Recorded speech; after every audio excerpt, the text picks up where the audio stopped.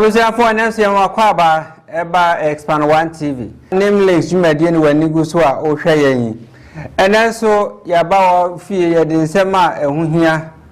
Niema de bia ye pese oti ase na woti mehu se de ubetutu nan ewo ewiase a eniema sesa na eniema se ya na esei ni mu.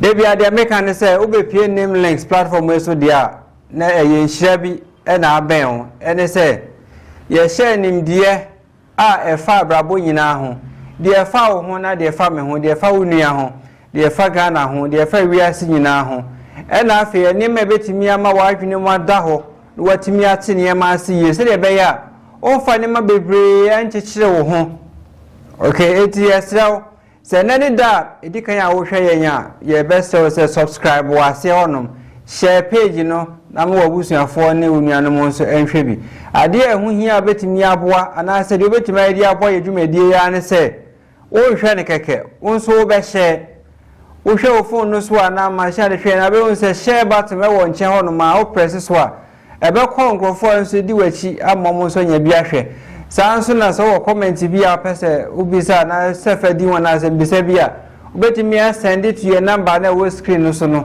ana say obetimi kra tro ewo comment section hono ba yesan say djumade ni bebre na beye kokoa mu ade ana say hintasem ebiefa wonko abrabo ho na obi bi hu ntino enye nsem ni na betimi dia to public platform hano ma obetimi dia send wo WhatsApp numbers na eguase hano so wo hwe yenya djumade aye di pa ne say ye boa nipa emomoti ahintasem efa wo mu din ho ene kwanya din etimi faso ese ya brabo tumi taye din achi ene kwanya ebetimi afaso anya anije ewa abrabom enipa bia tiwiase bia pese neneje enipa bia pese onya abrabo no mu fulfillment otinka se wono nso ofata se otenawiase na saa niema we no de bia se de ka no emba kwa enya ade a wotena ho no ma na aba hihye bi ena saa niema no enam so aeba enumo ne nama ne yatete nsori bebre nti ekuo bi timeti ne ho no wa form ono so ne gidie ne nti ase bi afre tete nsem bi apie mu tese bi Bible books ahoro mu na mo de acheche ni pa se de be ya enipa no ebenya nanimu kwan obetuma hwete wo na abrabom enti nyamesom ne nsori ne abosonsom ne ekuo ne ada courts ni me ho nyina timo pon se ombe di enipa anim ombe lidi nipa manipa nya abrabo papa nenso no asema mpese ubisa ho ne se so eniema sana enipa hye ni fibire mu na so aboa ama nipa tumi adiye aboa ama nipa tumi anyini fulfillment na ye power abrabo mu ne yensa tumi aka na ana se ama ya abrabo no momukra se afimpo na dia kwahye reverse ya ye koye chi gidigidi kra ye de America bi koye chi a ye nim de wo ye chi se ye kopem se ye koto menam se ye koto gata bi mu se fidie bi na ho se kase bi kwa nda ho ye nan kotia so na wo ye mpa ye nim enti enda no nyamesoma horo ene religion ho no nyina enti me mfa ahoto ane enti asia ni pa hia wabrabo mu no omutime mfa ma wo mo. I'm telling you, not even a soma omujo mudi pass they are even the best. Omun church there and yet the truth. Omunpo into me. Na the amad na ya rahosam ne say. Oba dia ba kope to me ba kope na enipa nyina edinechi. Nanso no esum bia wafa ne sacred teachings bia esum bia wafa ne nchechira na som buma wo mo no agidi say omo de na papa. Okay, eti no we mu nyina ye niema ema nipa adwene tufra de bia na atiwi asenso na wa adwene na tu afra we ye mobosi nipa bia because wontimi hu ba bia wani kire na obi a woni ba bia okode obede ya koduru se woduru pa wo hu se woduru because oduru ba bia ne yie die wa obetwam because ye ne se onkoso wa anhwehwe onkoso wa nkɔ nanim eti nipa bebre nam kwa so kwa na omo koso mo hwɛ no kure no but omo nim ba bia omani kire si e kasa no kura mpa eno ne den eno ne ye nsema ye bebuabua ho anase meka ho asem ebra meguso e kasa yi na ene no ansa na yɛde adwumadi na sɛ mɛka edi a mpɛsɛ meka ho asɛm no me wa asɛm bisa bi a mepɛsɛ mebua ɔn sɛ de bia no nkɔfoɔ bi ne me chate anaasɛ ɔmo bisa yɛ nsɛm bi a obi timi bisa asɛm bi atimi asɛm wɛda na akoma so paa nti yɛfa mu baako a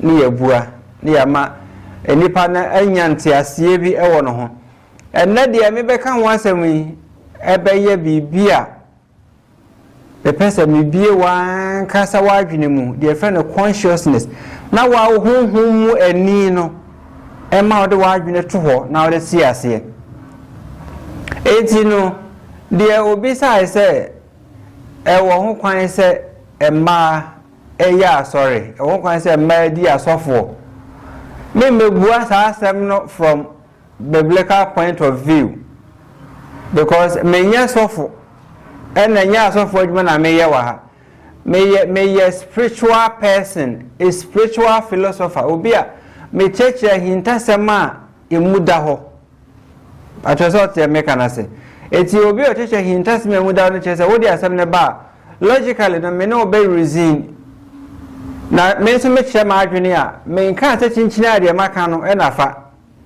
mekyerɛ m'adwene na mabie ne mabi so na wankasa wo hwehwe wode adwene to deɛ meka no ho na sɛ ɛyɛ ma wa na afi wafa enti no Mr. Awuku when I was sending that question no meka to say may answer in one of our videos enti bra yɛ kasa no me kyerɛkyerɛm deɛ me nso menimfa ma position wo wiase no ene Bible mu ene sɛ deɛ enema ayɛ sesia no am what you say but share no so say I will be speaking logically mebeka ensema asetiɛ no very simple okay eti no before then na mepɛsɛ wo hye din a ene meka ho asɛm a mɛkyɛkyɛ mu no so last video a wo hwɛ yɛ no hu sɛ yɛ ka ma me fefefe bi a wo yɛ doctor e wo Ghana ha no ma wo free mu ya ni wo no nipa bebre na ntiase nti abɛtwɛnde ama Ghana ha ne abrewiase nyina obi a ka ho asɛm eti medidi bi a ene ne din mi nyina asɛ ɛyɛ nkyɛkyɛmu ɛwɔ video num ayɛ wo hwɛ sa video na wo hwɛ we akɔhwɛ next video nti wo be hu sɛ sa nipa na Grace Boadu na ye kan ne ho asɛm ye doctor na wo free mu no ye didin bi kyerɛkyerɛ mu na ene din an be kan because of Mr. Awukunti Awukwa obi sa question about ma position wo wiase ne Bible mu ne said your fa so question ne do so me na mamoa ne sa wo pese wo hu ma ro pa wo wiase we adebom enti the mismi ne meka ho asɛm wonti ena me choose sa names we say me dey fra because o question na obi say ene wo suban ne niema wo fa mu no abrabo mu no ekɔ eti me be kyerɛkyerɛm eti names a me babuboyi a ebe appear o screen so no e be ye din enne abra ma bi yi asɛm bisa na no awie no me kyerɛkyerɛm ama obi anso a wo hwɛ ye no watumi ate aseɛ. All right, eti first name but shedi no so pa na hwɛ sɛ de spelling no so so wo de ye double letters ne wom na we ye one a but fire de no baka kyerɛ sɛ s cramp ka odi ho ne manfa ma wa ha ye different in this name links aha ye wo no ye the letters no and the che to me e bata edin no ho na ye sa pepepe so neti because every letter is a design. Every design is a spiritual energy, it's a vibration, a wutumi. The first name ye Alberta, Tano, Awuku, Donald, Amelia. It's not Emilia, it's Amelia.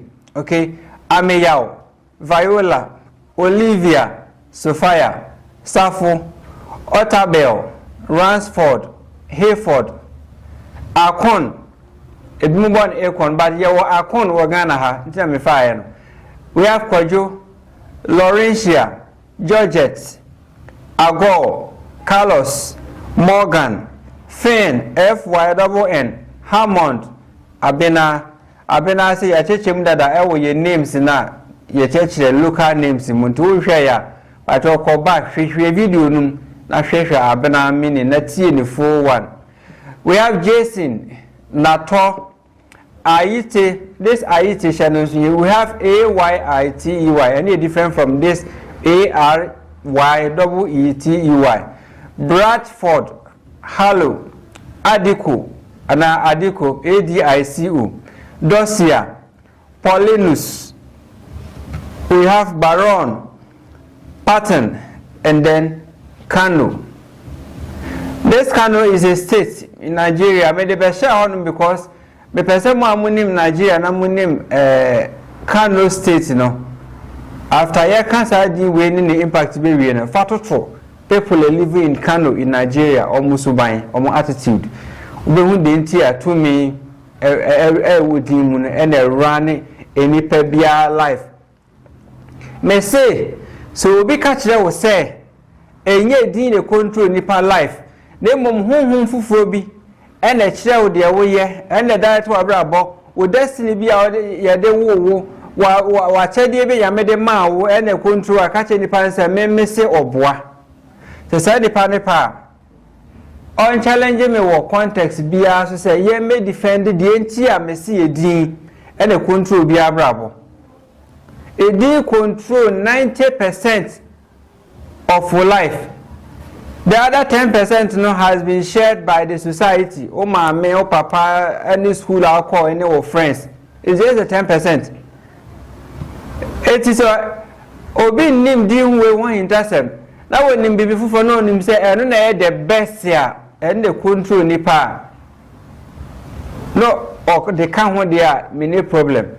But so because say nye din edin kan nipa brabo on hwido edi kan ya brabo de bat ubetimi aye ni so betimi aye ni sei enipa ne mfa de ko ne mra na mehwe se ukuta din bone na before betimi aye betimi ama yare da oso no atua free oso betimi ama anigye ye anigye kasa watimenye bi wa brabo ma on fa mra because ye kan sa hoto a enya hoto ne obi owo ska bebe wo kas bebe wo dan bebe na yare bi hye no ho na ekuno secret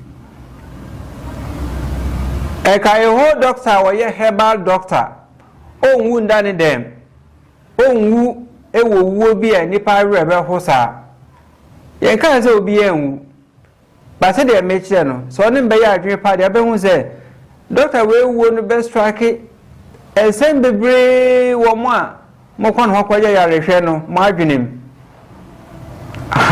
eti DNA mebe kan wasem no eye combination of the dini mienu no woka boma ma chechem kakra ewe first video no ma ya post no na say ya no but ene de ne into details woka ne dini mienu boma ye grace board no boma ubenya single names ya me kan wasem ene pepepe so woni mu eto ma enim ni ye pa no be hu say suba ye be kan wasem no sa pepe ne wonu mu we be mamonya idea signal bi ehu yare bi kura na hye no ho a ebia na wonim because doctors for my it say ayasofo omo yare omo person members no hu omo disie because ohu no won say ono sa yare but this is knowledge, this is spiritual odofo a wo hwe me ewiase no spiritual things spiritual and they control physical. There's no way will be dealing with physical things. Everything control near my spiritual, and the spiritual things they are in order of vibrations. Too many home as a show in a way. One name spiritual part na yedi unravel yedi be mu hwehwe mu ne mana enya dia obeti ade amekan yase obeti matcha won habanro oti haban we ya eyesei the first now so be say e ba ne say na yare bi say to me ba e ma o say me kwoti sa haban we when the formula no is wrong definitely at the end of the day no obe solve mass na kuti. That is exactly what people are doing. There's a formula for every problem. Every mathematics BI solver in school, there's a formula for it. If you get the formula right, nneɛma no be follow saa kwesi besi ase. But even if you get the formula right, there is a problem for you to solve. It is obidi ye krampo na as ye wonye maybe as or to akwan mu na bua ma obe arrive yie na bra boni wie yie wo end well wo nyini bone bra me ansa na wo free wiase no otimi enya anigye bi won life mu rather than somebody that can be cut off unexpectedly obi a bibi ye betimi atwa no so ni din ne ne ho ne ma betimi atwa na bra boso every wiase no enye kama what is enye kama bi enye ni wiase wo wu akwa aba na sa that's very funny. Sa de no krampo no ma chechem your previous videos mu de. But if you understand mo check kama brebe no ebe ya mun contact ye ne yemma nimdie papa na monti we are secret na se.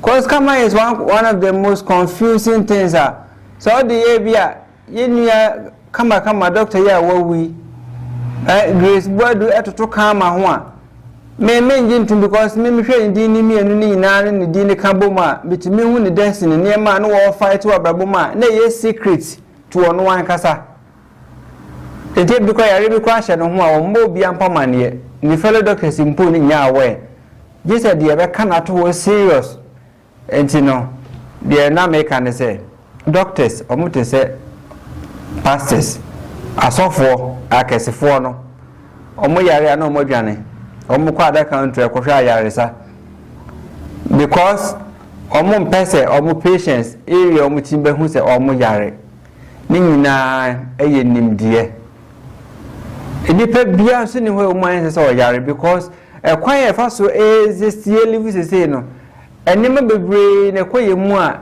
anybody na fight it is also how agent akasa wo gina ho fight wo body no ye wudin a wo be se na afide bia wo ntokwa na be ye kese ese ne se de wo body ni betumi it na akwa te se obi a HIV a chi no wonya AIDS yare yi bia omo de ba ye hu virus no na mia weaken the immune system. It's the immune system no ye weak no na nipa na ho oden so ote. It is a udin ye na san sorry tia wa aduane aye noa enema ediko emu ina most of them heat can pe na reduce drastically in their nutritional content na hode e wom ni na na so ate kra etube so be didi bebre over from say we the balance diet at the end of the day no na waja na ye bebre ya okoye no e che say aduane kitwa bi na ka omu you see enti no ye woni ma bebre aye behwe enti mi say edin no aye ka ho asem no edin na mabobo no eno na e wo screen no so e wo menchen ha wo hwemu no eti hwem na medame ho ba ko break ba fe mebua asem no na me de nchechemu e fa saadin we ho no nyina so abrawo.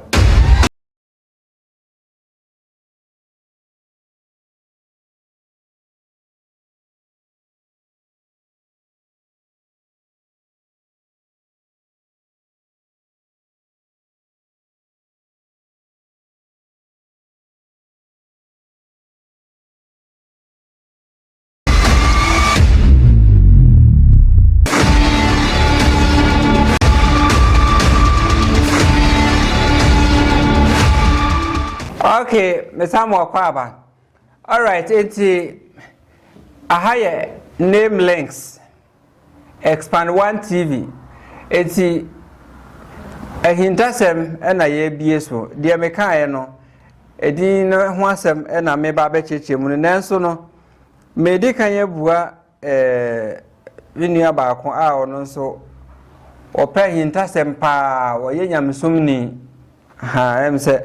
Also person yes of kra but as I mean I make confuse with ye me church na e man na wi net to afra ye ne se wonja yo so onye but be din ni pian se wondi sofo aha enti no offer ye de wo beto why aha enti In the first place, o question in free oba to me awo o say esese oba yesofo me amenji asofo ni ana amenji obi yenhye obi asofo maami nyame yi obi asofo free baby amedi yesu mintimi mwasa asem because number 1 asofo die ni ho eye personal businesses obi oyesofo bia adwuma ama no ho ne staff na ye employees o na adwene no so pese o chekire wo ma oboa omno mudi ya enye sa kwan omdo mfaso na omdo mfaso. We have other philanthropic societies, charity homes, omuna years of juma. But adeba kwa mpesa wo hye ne say sa Bible na enipa dodo na ye nyame na nyame se nyame se. Bible no was not written by God. Mpesa wo hye sa de no so. Bible no was written enipa ena tro enwoma bi. Na enwoma no omo de guide omo society, omo mind, omo places are omo te, omo traditions. So then near me koso no. Some of them decided to write it. Akwa say na working kind etirimupo anakwa menkroma wo ma Africa. So go ye kwa menkroma book na kan one hwe be ka say oye prophet oye D4 because most of nesemo kind be bring na fulfill as a prophecy and now ono see a prophet ana. Enipa bia wo that gift. Enipa bia ewo achede bi wonu mo betimi e kan asem ma de ne beba mu emfie bi ewo yanim. Etino tradition bia efa bia chiro Bible no ene ma ye hu se ema eye inferior to men. Sa tradition na bi ena omofa mu bi ede chiro Bible no part baby. Eti de wokan Bible no baby a ena me nkotu scripture bebre because ye nya ya adwen say ye be preach for now.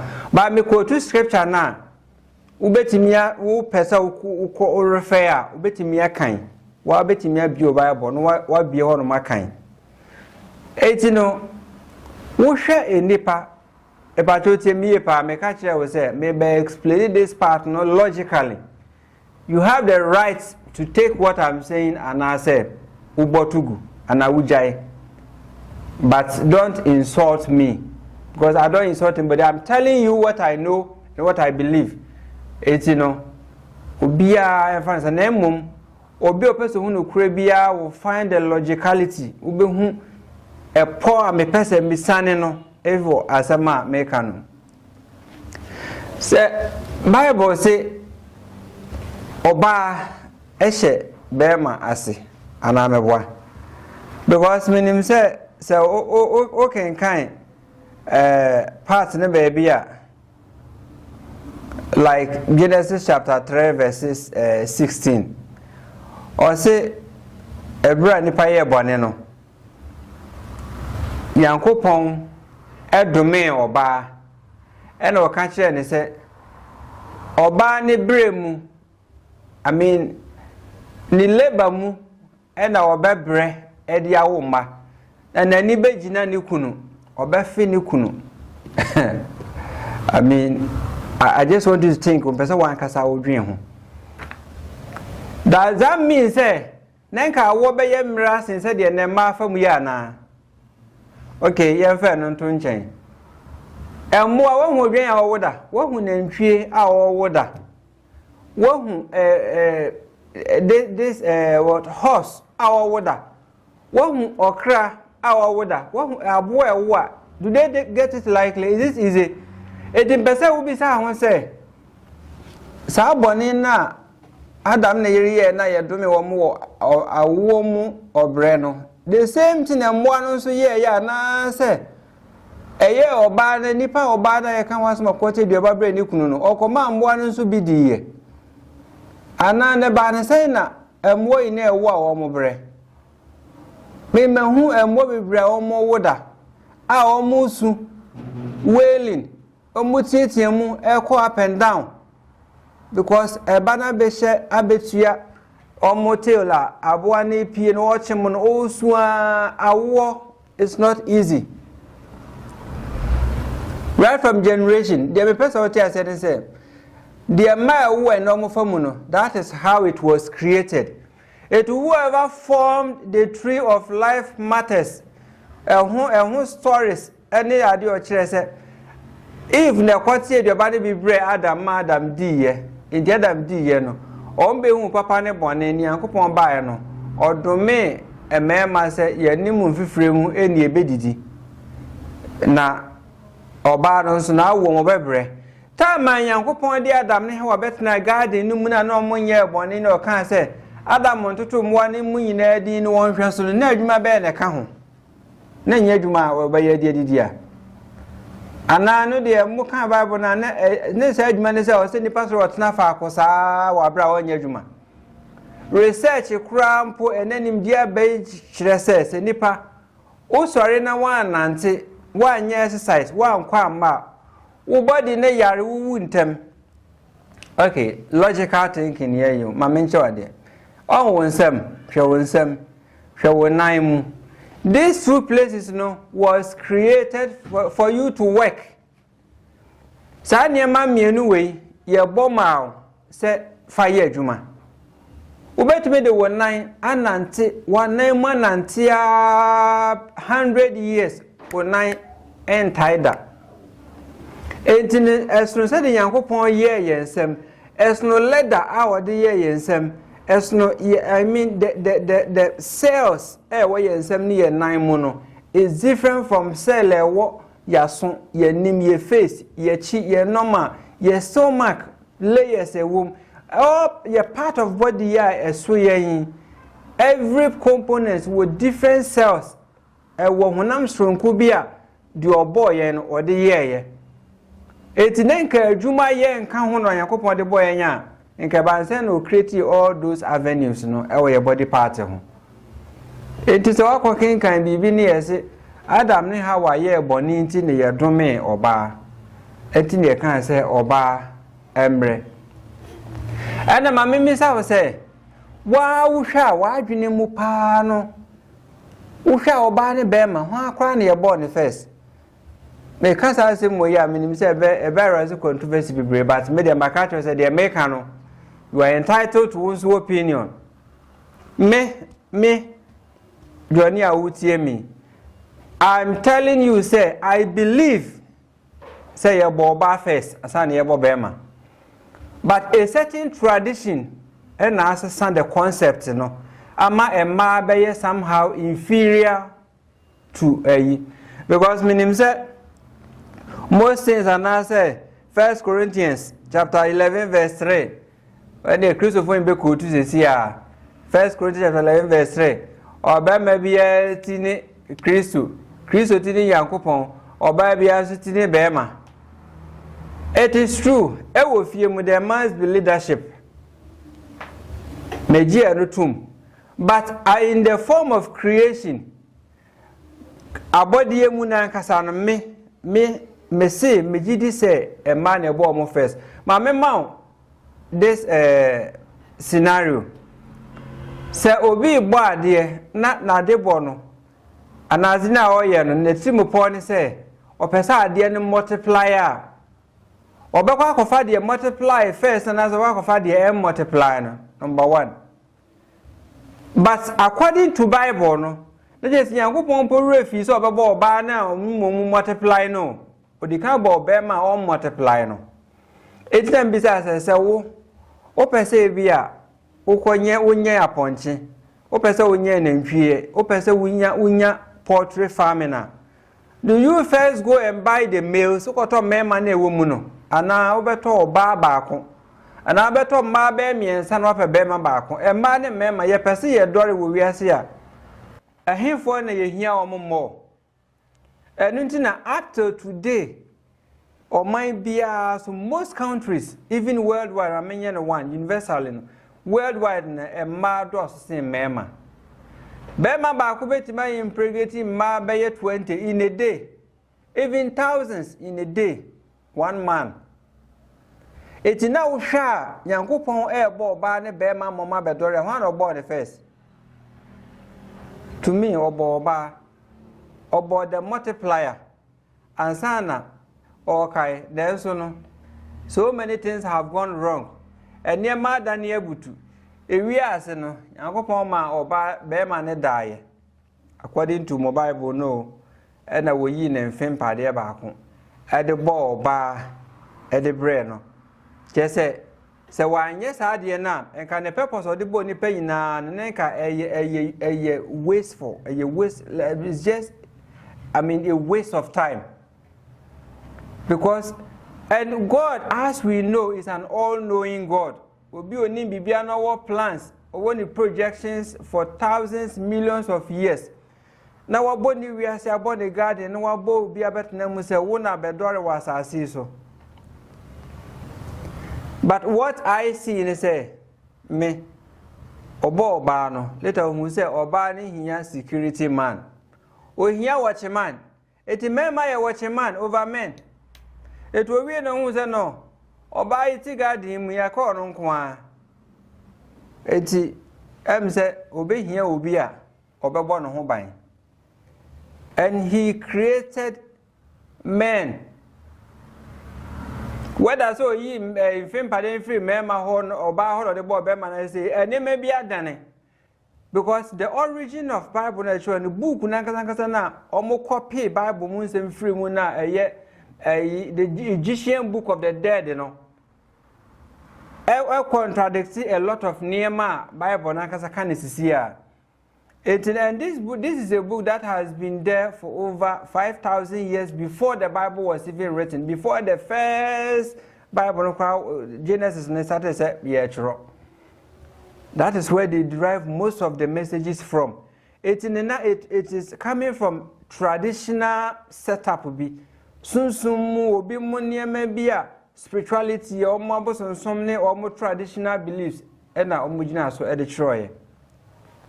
Eti Yakobo obo mema no obo mema as giant and with a strong physical body so that obetimi abo oba ho ban. But in the nutshell no o per physical strength pa ema ho ya den say mema. In the sense say forget about akukudro mema wo eno kwa wo mema bebria usura de kwase yan oba wode ne dede no hu ade bi si a wanhwe ya obedwane kura eja na yire no wo honom. But then something that reproduce, this is logical, bibi a etimi yi ni perfume wow, you are just a carrier of the water of the semen mema ekuje kutansuo no the sperms, you just go and dump it somewhere. Then another life will grow inside the body. Then which one do you think it is strong? This is logical. Because these are all physical things, spiritual things, manifesting spiritually. It's, what I would term the position of women to be, they say, men were created to protect women. And then looking at their strengths, how broad men are. I said their men muscles, your chest, and our shoulders, and said yes, we decide to use our height to dominate the women and to change the order of the records, thereby making women inferior. But whether what I'm saying will be taken or not, it depends on you. Maybe this is my stand, but I do not have the power to change this order in where I want Bible man I said baby I want, because that is how it has been. And if you look at Bible no more something near maybe necessary a nipa and I say a ma position now. This is my stand, or what I can tell you say women in this entirety have power.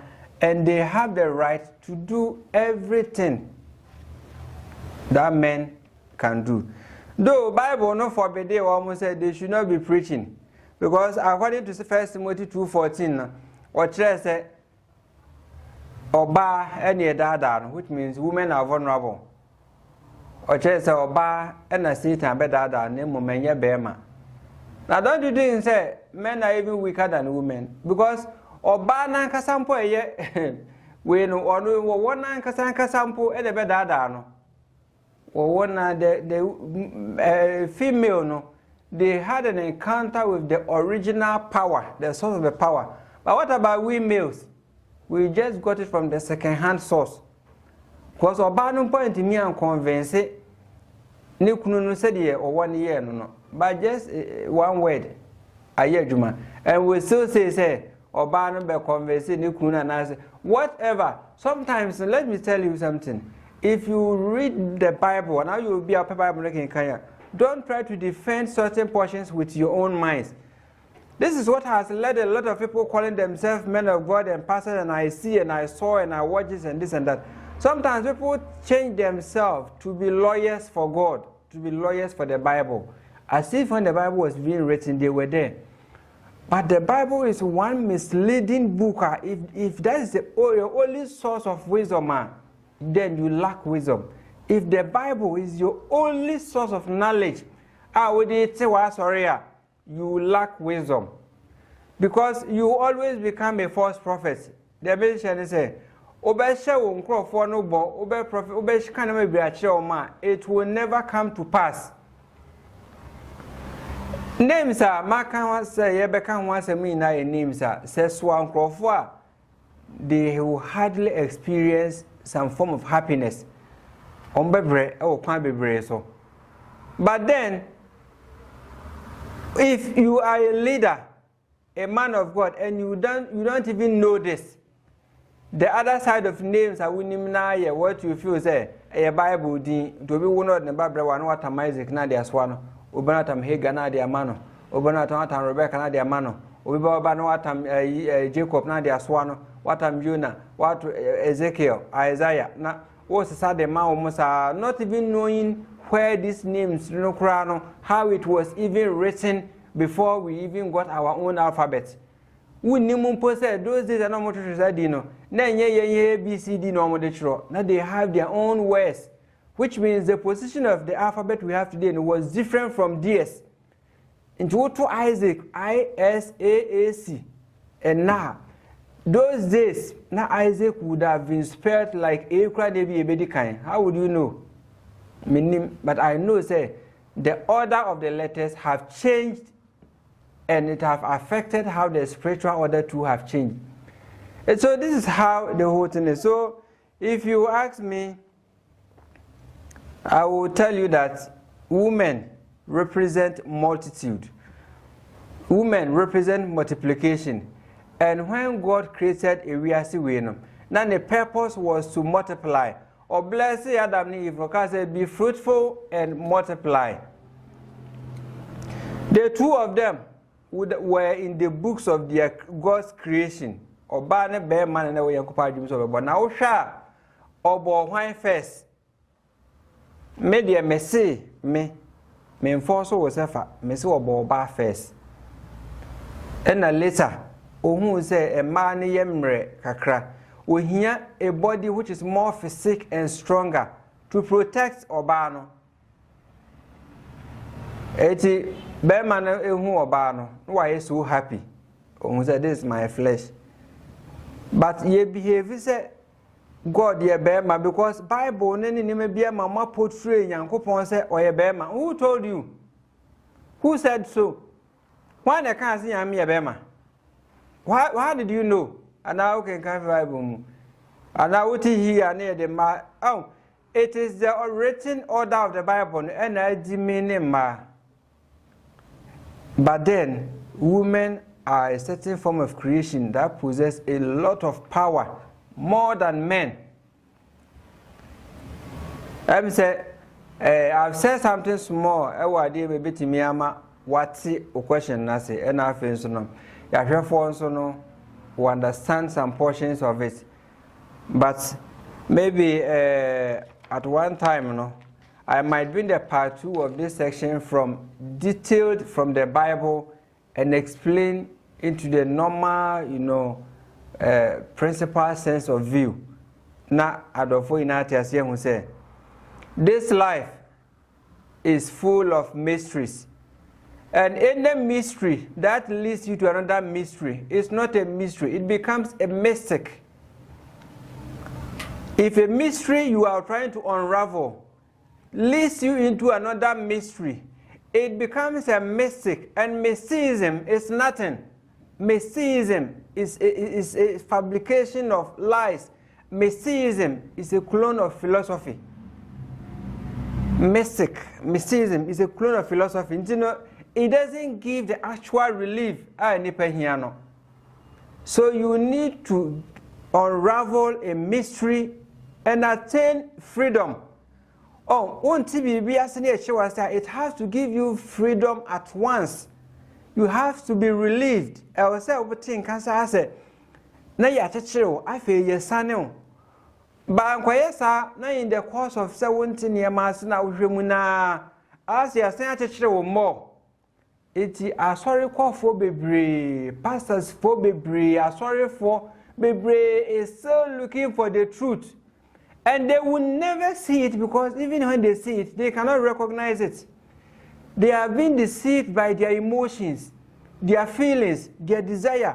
You see, their selfish interest, their ego will never allow them to be submissive and listen to the truth. Because I dare know names and its power is the only absolute truth that if you feel, say, you want to control people, direct them, help people through your religious group or as a leader or as a pastor or whatever, then you need to know every plane of vibration each member of your church is flowing through. And through that, you can even fix and arrange timetables for them. You can tell them how they should live and what they should be doing. Without this, everything is now left to speculations and belief. Faith. Just have faith in that.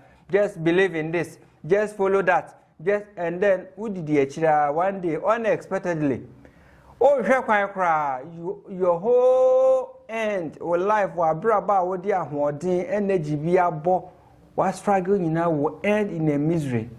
Then somebody sitting somewhere will be fighting around your property. A property that will cramp on one said I enjoy and feeling. The best time to enjoy in life is to retire whilst you see your labor yielding results. Or swaban who didn't wabra with fear. What is a boko show you baby? You can easily pay, drive there safely, go and sit down, laugh and come home. And yet a life whereby I was retired now, fair momuna, they be a near driver wa free work collapse. Free ubi piaba, yet the work or emergency ward. Your oxygen name once is used before you drop a fee. The next month, free near donam. The next month, I'm telling you, such life, this is not how life is supposed to be. Life is supposed to be a calculative principle. You should understand exactly where you are going, why this thing is happening, why this is so. But it is your only responsibility. So yes, sir. It is not the responsibility of your mother, your father, your teacher, or whoever. Seek for the truth yourself. Matthew chapter 7, verse 7. Or say, ask, and it shall be given. Go and ask another person. I've been saying this. They are into the religion, pastoral thing because of greed. Most of them are real estate developers. Why? Why are you securing your future? They don't even believe in what they are teaching. They don't even believe in what you're leading mono. And when they meet, they insult people behind. They know say you're junkies. The members are just fools. The members are just people who doesn't think far. How can I tell you I will bless you with this, bring your whole money, and then you carry the whole money and bring it to the pastor? Pray on it for me. So all these things, you hear them, it's like stories. No. Is real. So it is your duty to seek until you find it, to knock and to be open. So look for places. Get nimdia a bit relief. Nimdia a better share was I are prisoner.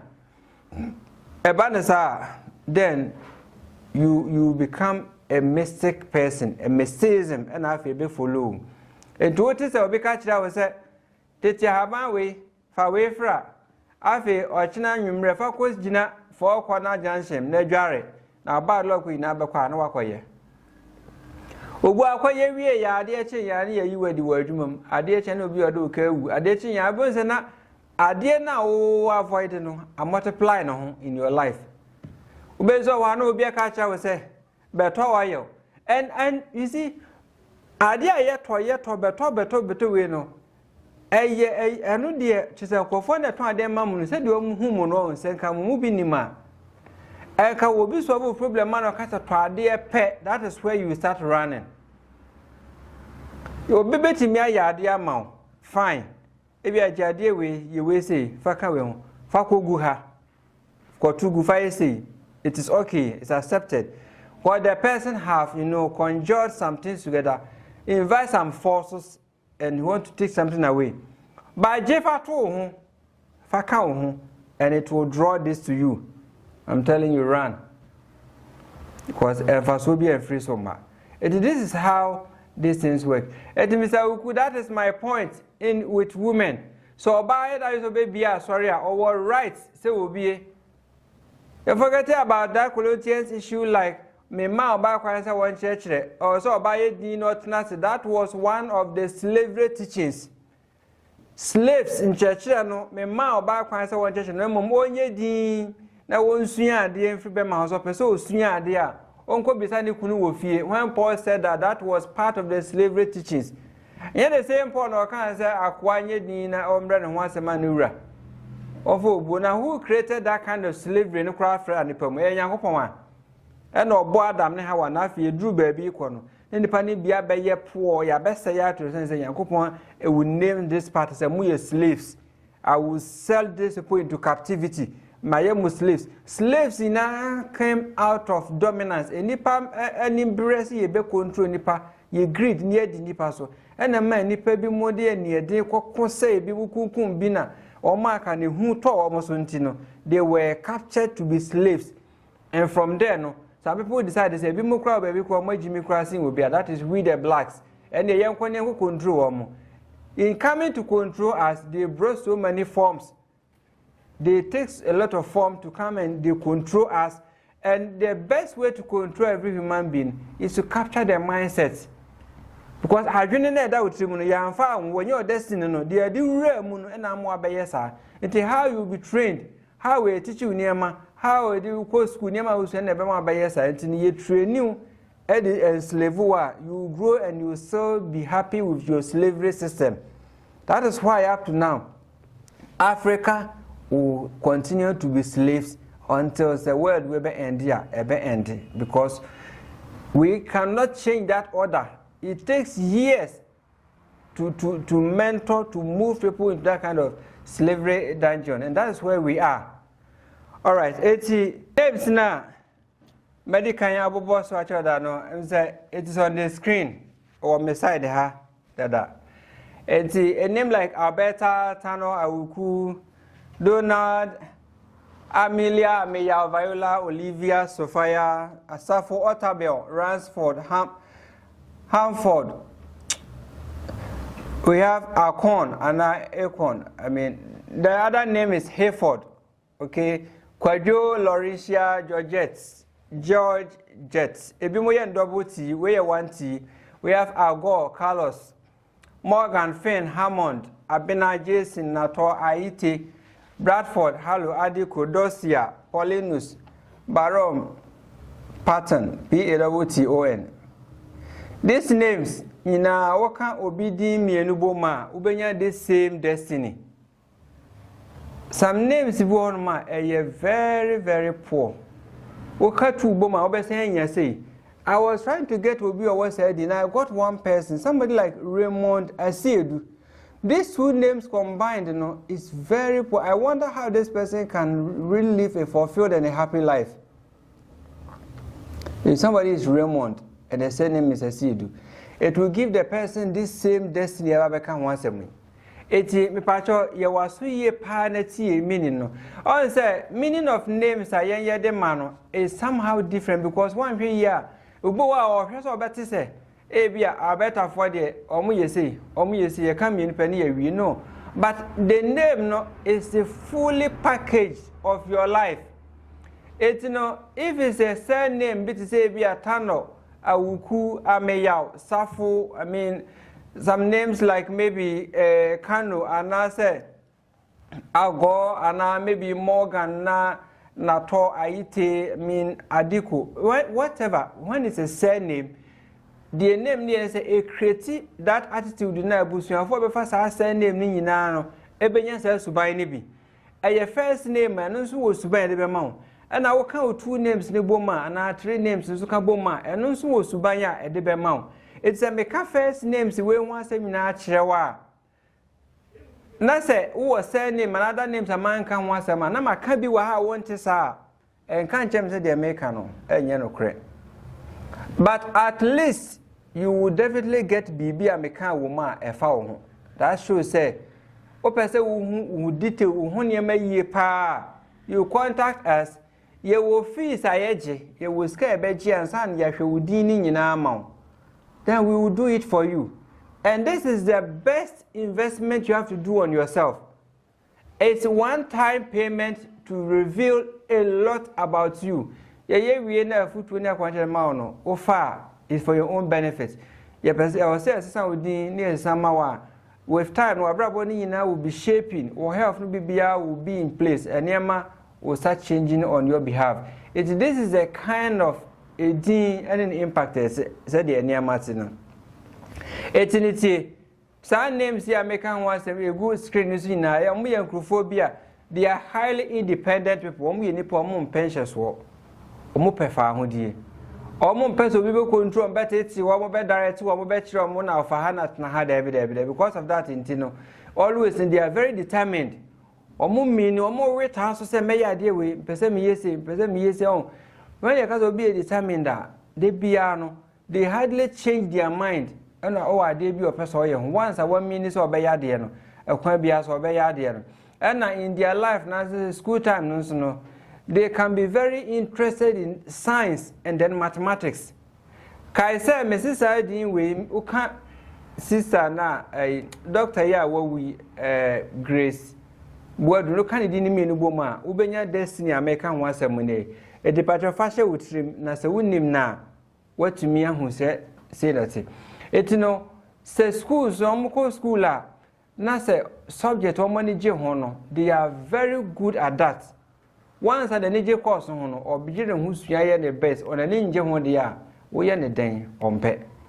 But they can also be good in mathematics and science. They and say within some names we muno omo penfifimu omo pa fisher they want to know why the entire name be tisa. They want to understand the deep impact of life, the deep secret about life. It's in a bravo grandpa now more questions they bring almost near memu.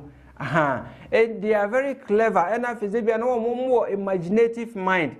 But with Najun and Mesha they are somehow very psychic, spiritual people, so many sorry copa. They are deep minded people. Or Majuni Mudo, or person of faith near memu who did diabetes.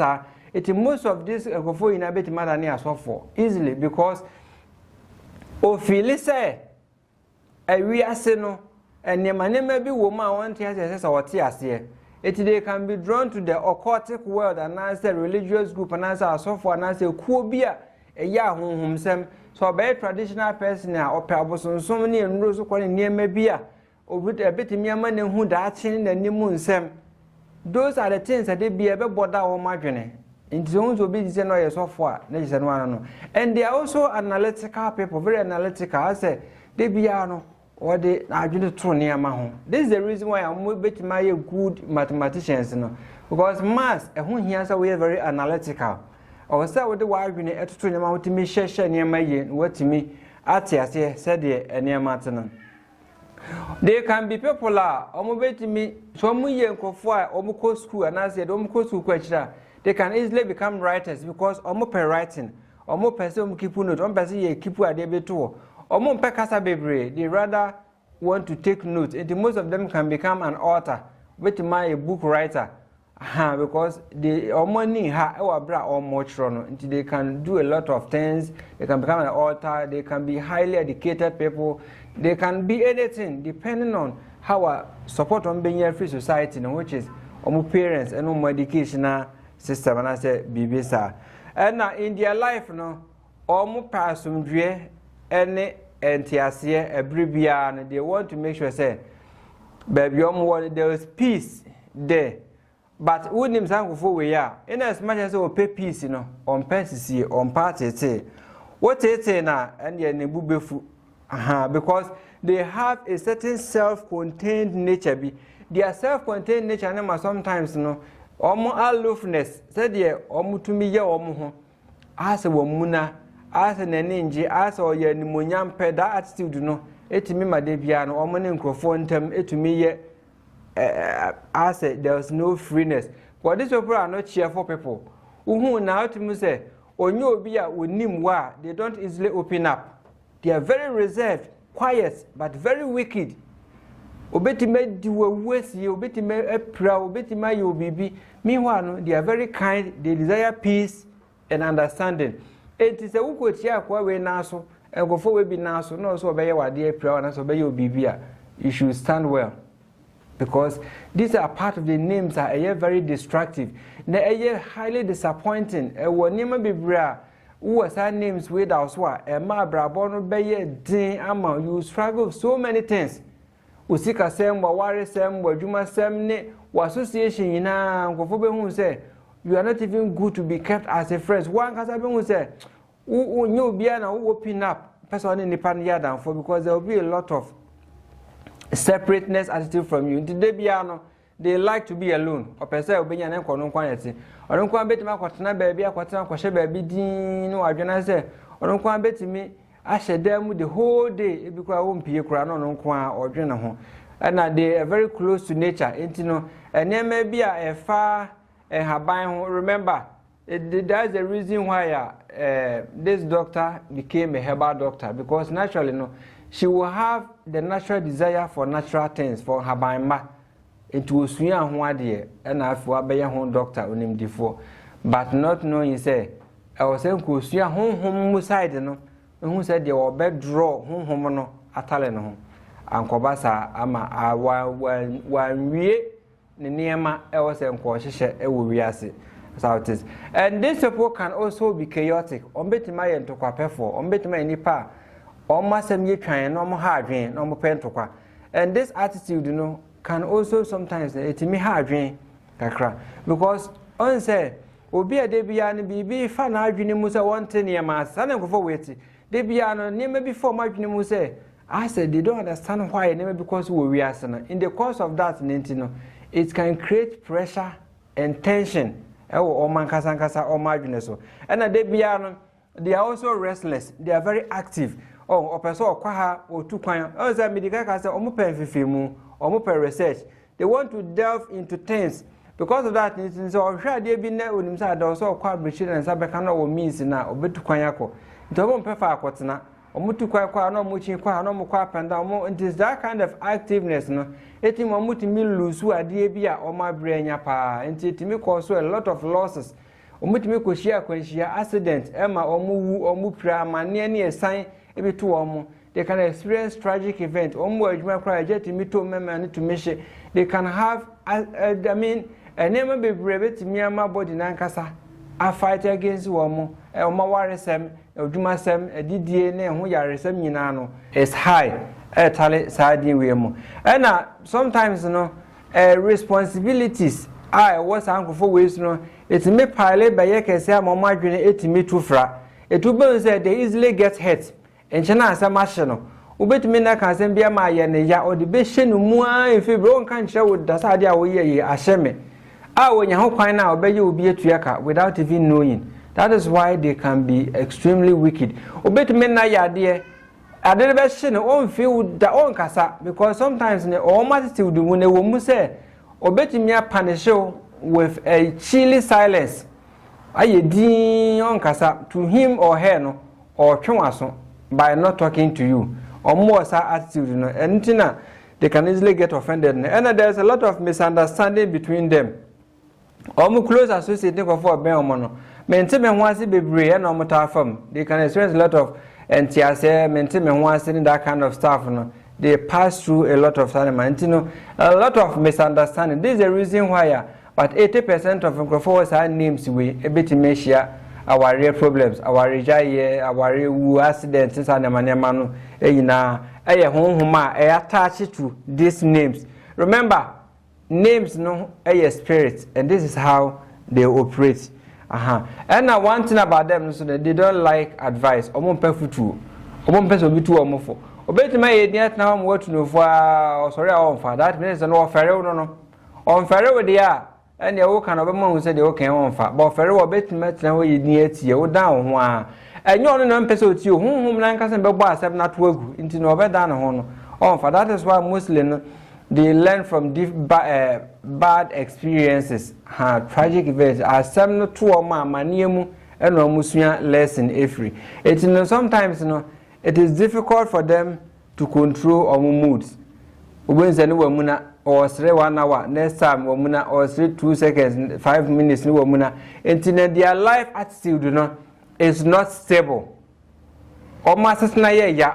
Almost reach you many cry, almost yeah. That is how these people are. And they suffer with so many things in life. And then sometimes too, it may affect nervous tension. They can have difficulty sleeping. Or bread and or the Dahodan and be able to for mother. You will be most they have this same name on the other side in or chain anchor. Depending on the other names, this is how it works. But most of these people, they can have issue and tension, and they can have difficulty sleeping. And so their makano, it's an accident-prone names. Accident-prone names, yediya home ne tire chireno. It may create accident and now quenchia. Emma any part of what's said. We don't want obia or TA and also or share name links to say ube pass it through this thing because maybe I can't say one GND. And this is how these names is going to handle people. After me can say me the Kano shame. Kano is a state in Nigeria, one of the Nigeria states. Obi onim obi anim said that is one of the most violent place. Omuye near my bonny bebre and this was sheer Muslims the religious sect manner of honor. They will easily burn you alive. That is the reason why those people there react as they don't know forgiveness, they don't have empathy, they don't have this, and this is the reason why these people are very quiet, but they can be very mean. But yare so there, omo form hundi. It's in a whole yare sem na making, but me can say I have one name that's Ukatuniboma, and my this same destiny, which is Raymond Asiedu. It now will explain Raymond. I think say Raymond Crown on our page, that name. But we've not done a seed. We will do a seed. There, you can't boma. You get this destiny. So, Shamina was handing with me no boma. They are come high. Ube who be brave. Ube who the entire. They are highly religious people that will suffer from so many things in life. Ama worry sem, ama juma sem, awa sem ne. So much problems. Yare be brave. And they can suffer severely from the respiratory system. Respiratory system so bit menya rawa mu ya liver mu ya brebo mu ya bit menya asthma liver problem, heart problem, anything around the respiratory organs can also be affected. Nothing so on bit menya issues affecting the solar plexus into bit menya from the area stomach ulcer. You can battle with it and then stomach digestion or indigestion, heartburn, udidina digestion as the 100% frono. And I mean, these are the kind of things that you can easily avoid them. So one to dinner. So TM now was I Subanas never be our farmer. A dinner more in your area, one more attention be will never system. Or more yet, but you are able to meet nobody numa, my dear baby break one down and I do one more. That is the same thing that happened to Dr. Grace Wodua, and that's how it is. Because of how we know she is a renowned doctor of herbal medicine. But I will never blame her for that. And don't get disturbed. So your doctor never be says it's knowledge. Unima na unim. Say who was our names we are both say who said ya we are denia and Chibiani yare abo yare betima bobowa one day unexpectedly. Inevitable can happen. And this is what this name also stands for. So when other names attached to the you can call us later. You pay our service fee and we will explain a into details for you. no one who abrabo na abon de danimu. This is the one and ultimate powerful knowledge you need to know to survive. Enipa ehwe ana mo amotie yen sisi yen. Who any doubt, who any questioner, feel free to put the question down there. You better answer. Open send them my director. Any of our numbers are down there. Who bet my friend Kwame Ejewa America? Obey answer very small. The question be obey normal. And now the other number there, the local number Ghana, so you can call from anywhere Africa, Ghana. You better respond near Suyamau. Answer the opposite Yamawahu. This is the knowledge of the 21st century. Knowledge of freedom. So name links, liberating the generation, giving you the power to elevate yourself and then to take yourself out of ignorance and the bondage of religion and other things are if as will be must name abeye a tree of a single beneficiary. In the people or in the team. A dear that was a washer, cause washer, never coso, Eddie near my pa and ninja shemua hodro, I nimina abramo. Bye bye.